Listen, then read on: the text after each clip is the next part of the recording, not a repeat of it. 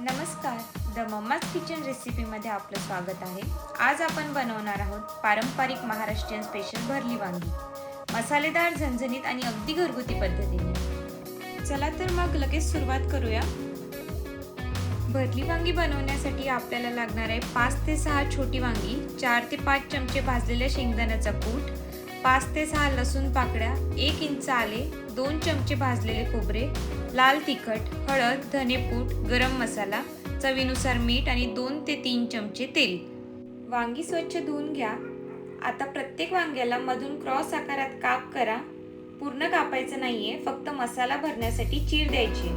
मिक्सरमध्ये लसूण, आले, भाजलेले खोबरे आणि थोडी कोथिंबीर घालून वाटून घ्या.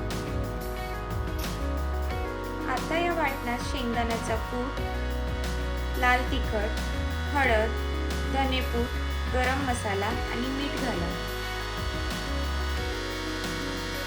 मिश्रणामध्ये थोडं तेल घालून सगळं मिश्रण छान एकजीव करून घ्या. हा मसाला खूप चविष्ट आणि भरदार लागतो. आता तयार मसाला प्रत्येक वांग्यामध्ये व्यवस्थित भरा. मसाला भरताना वांग तुटणार नाही याची काळजी घ्या.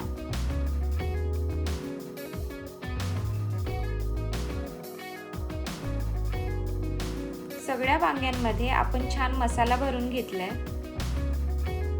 कढईमध्ये 2 ते 3 चमचे तेल गरम करा.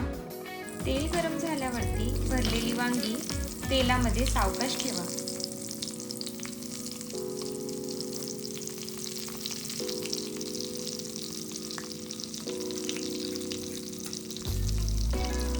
झाकण ठेवून 2 मिनिटे वाफ येऊ द्या.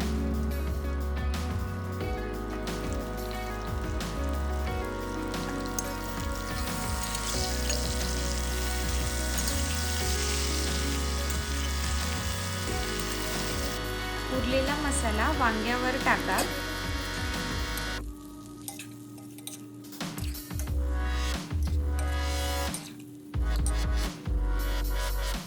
थोडं गरम पाणी घालून हलक्या हाताने मिक्स करा.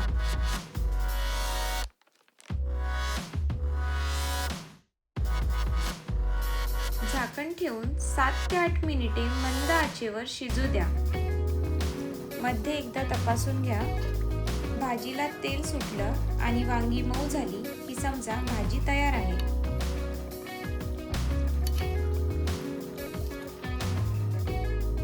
शेवटी वरून ताजी कोथिंबीर घाला.